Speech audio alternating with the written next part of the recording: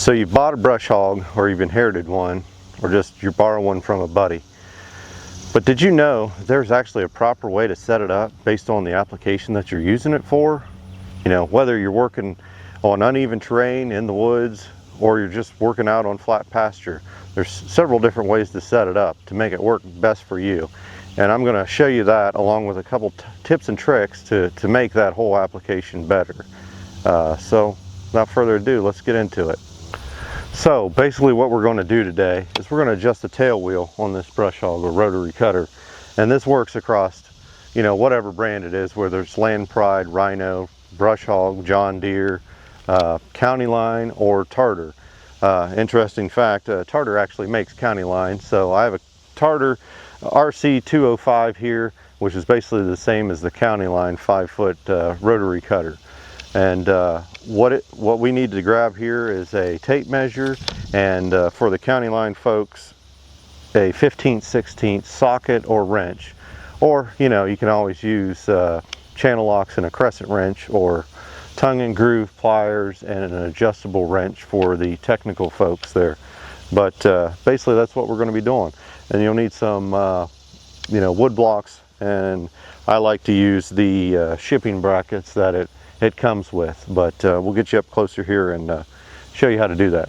So in my instance, I usually work in uneven terrain and in the woods and on hilly sides and everything. So I actually like to have my brush hog anywhere from 2 to 3 inches higher in the rear of it than it is the front. A lot of times too is because I have a lot of brushy areas that I like to back into to knock down that brush, saplings, trees, multiflora rose, honey locust, and things like that. So like I said, I like to use the shipping bracket because the shipping bracket itself, when you put it on its side, is roughly 6 3/8 inches. And if you take two 2x4s or a 2x6 and put them on top of each other, that's roughly, you know, 3 3/8 or 3 1/4 there. So that's what I'm going to do. I'm going to go ahead and get the tractor started up. I'm going to lift up the brush hog. I'm going to put those in the front and these in the back, and then we're going to adjust this tail wheel. We have everything set down level with the blocks underneath of it, and as you can see, this tail wheel here is off the ground. So what we're going to want to do is we're going to have to take these nuts and bolts loose so we can drop this tail wheel down, so that whenever we're mowing at any given time, we can keep this same setup like this. There's going to be 3 points of adjustment here. You're going to have to take these bolts nuts loose on the main bracket here, and then of course you're going to have to take the one out of the bracket that holds the tail wheel. And then basically I'm going to loosen these up so that I can move this this A-frame bracket down, and we'll set this tail wheel height to as close as what we can possibly do. Now some of you might be making comments about my chrome socket on my impact wrench, but you know what, I worked in the oil field, and that's what we use there. So if you get you some good chrome sockets, it doesn't really matter if they're impact rated or not. But as always, wear gloves and safety glasses.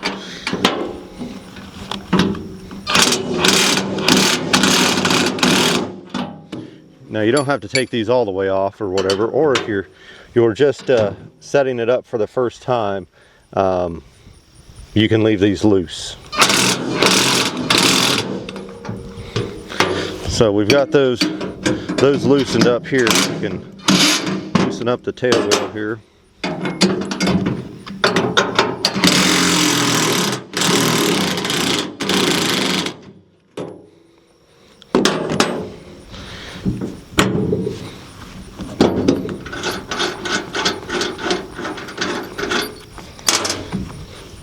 So you take that loose, and of course this is meant to sort of bend and adjust this little back plate here to based on however you want to set it. And then you want to set your you know, tail wheel on the ground and get it set up from there. Now it looks like with this sort of little setup here, we're actually in between adjustment holes.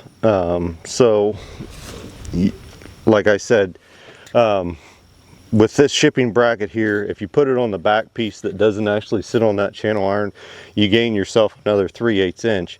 So instead of you know, actually being 3 inches like the two measurements that I gave you, it's really like 2.5.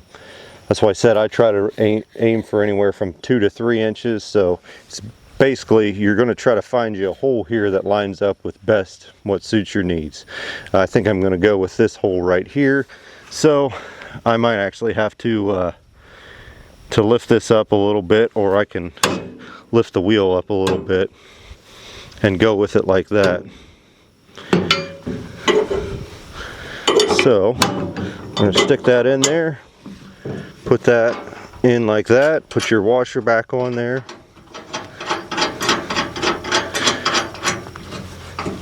and then tighten everything back up.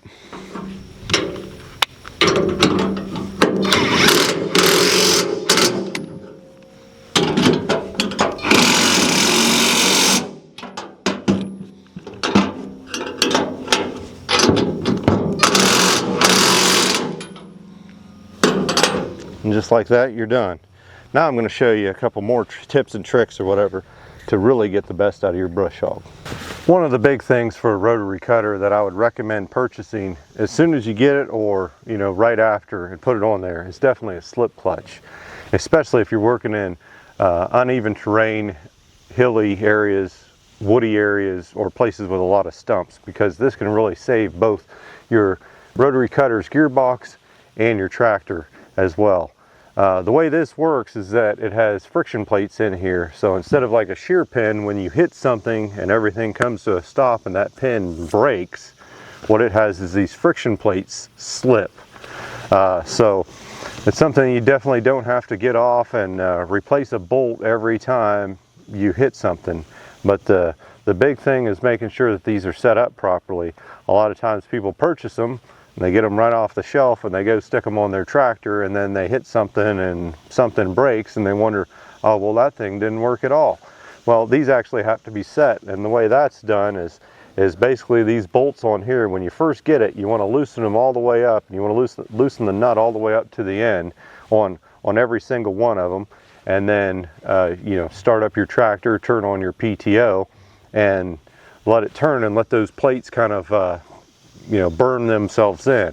And then you'll come back, and then based off of what the horsepower of your tractor is to the PTO, you know, set it accordingly. So if you have a gearbox here, which on this Tartar RC 205 is rated up to 45 horsepower.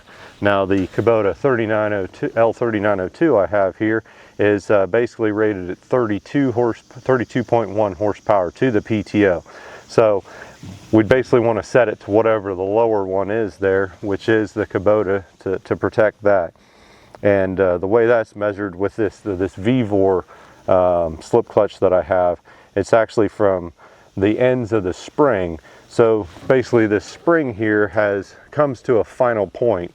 I know there's other ones where they recommend the distance between, or the distance from the head of the bolt or whatever. This one's actually the spring itself. So it has a spring here, and the very end comes to a point. And so you can basically measure from the ends of this flange here to the last part of that point, and then based off of whatever the settings are for that, set it towards that. Now with this one, it's measured in millimeters, so it's anywhere from, you know, 28.5 to 29, which is kind of splitting hairs when you get to that small, so I just tried to get it to as close as possible. The other thing you want to make sure to help with the longevity of your rotary cutter is make sure that your gearbox has gear oil in it. The easiest way to test that is it has two ports. It has one for filling and it has one for draining. And you'll basically take that out, and if a little bit seeping out there when you're on a flat level surface, then you have gear oil in it. Interesting to note, I don't know if it's the same way with John Deere Rhino or Land Pride or Brush Hog itself or anything like that, but whenever you purchase a Tartar or a County Line one from like Tractor Supply or Rural King or anything like that, they do not come with gear oil in the gearbox. So you want to make sure the first thing before you hook this up and start it up, you put gear oil in this. The other thing to do is before every time before you use it, make sure that you grease all the fittings. I know it can seem cumbersome to have to do that, but to make it last and to work right for you, it's important that you do so. This one in particular, it basically has 3 main places that you want to grease every time you use it. So that'll be your tail wheel on this side of the drive shaft, and then on the other side of the drive shaft, the U-joint there where it connects to your tractor. And I'll show you another little tip to make that easier. So like I was saying, with the tail wheel, that's one of the things that you'll want to grease every time you use it, not just every other time or whatever, but that's important because this thing here is going to be sitting there swiveling back and forth and rolling every time you go. I did misspeak a little bit. There are 4 areas because there's a grease fitting right here, and then there's a grease fitting on the inside of this wheel, which it's actually right down here covered in grease because I grease it every time I use it. So the other parts that you have is on your drive shaft, and I know they make it so this collar right here has basically 1, 2, 3 little spots. What you can do is you can take a Phillips screwdriver, push that in, and then you push the other side in and everything like that, and you can slide this whole collar back. Well, a lot of times we don't have time for that. It's getting dark, or we've got hay down or something else or whatever. So what I've done is I've cut a hole in it so you can actually get right down there to your grease fitting. And the other thing that I've done is that these grease fittings that came standard with this PTO shaft were 45-degree angle. Well, 45-degree angle made it so I could not get to that. So I swapped those out with 90-degree angle grease fittings. So you know what? My grease gun fits right down in there. And it's the same thing with the one on the back of the tractor here. You know, when you have it in there and you've got it connected and everything like that, it's hard to get to it. So I don't know if you can see it down here with this little plate, but same thing, this collar, you push in these little nodes or whatever, this collar slides back. I find it easier just to disconnect it and then grease that fitting as well. But basically those are your 4 main points that you have when you are greasing this. Is you have one on the the front of your PTO shaft, you have one on the back next to either your gearbox or your slip clutch, and then you have 2 on the tail wheel, one on the back and one on the back of the tire. So I hope this was informative to help set your brush hog up or your rotary cutter up for the best to any application that you have on your homestead, farm, or managing any land. That's the easiest way to take care of it from the start, is basically doing your preventative maintenance every time you go out, making sure that it's set up correctly, and making sure you have protections in place to make sure that it's going to last for a good while. If you like anything that you saw and you want to see more of that, make sure to hit the like button, subscribe, and thank you. Bye bye now.